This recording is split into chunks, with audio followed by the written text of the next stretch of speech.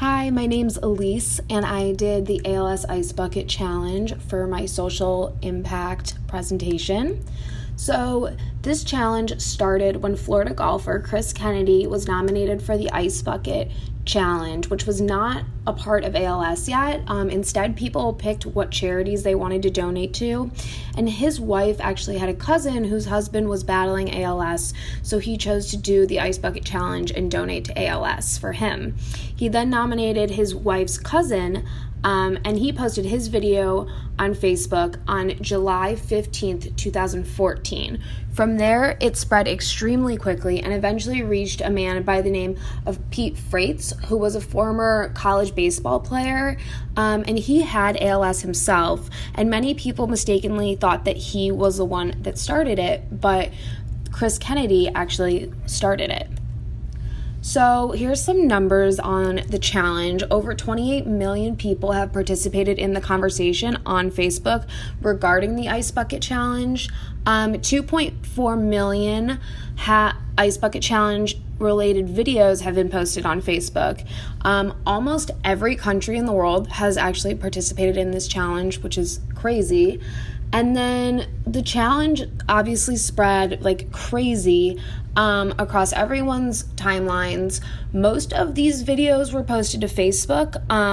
Other social media platforms did not have the same tagging capability as Facebook, which made Facebook the home of this social media movement.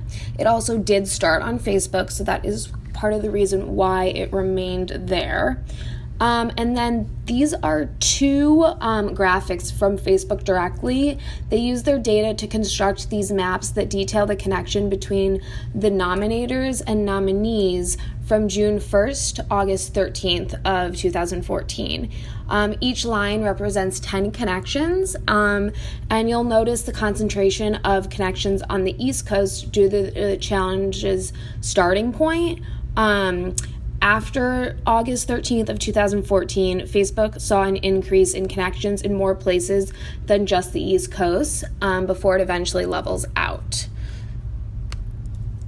So next, there were a few reasons for this social media movement being so historic and successful. Starting with the platform, Facebook's algorithm and features were part of the reason that the challenge went viral, which I personally did not know. I think a part of that was the videos started to gain momentum. Just as Facebook began auto-playing videos in the news feeds feature, additionally, participants can directly challenge others to join by tagging them on Facebook, which is that same capability I just talked about, where you can automatically tag someone and then they get that notification. So we might owe this all thanks to Facebook and their technology for making this such a big success. So this is the evolution of the whole challenge directly from ALS. The association put this together, and I think this graphic does a great job of demonstrating the path that this social media campaign took.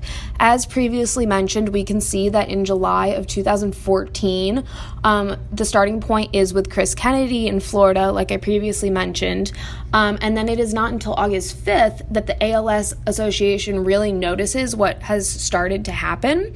They are receiving $50,000 more in donations than they typically do for this time of year.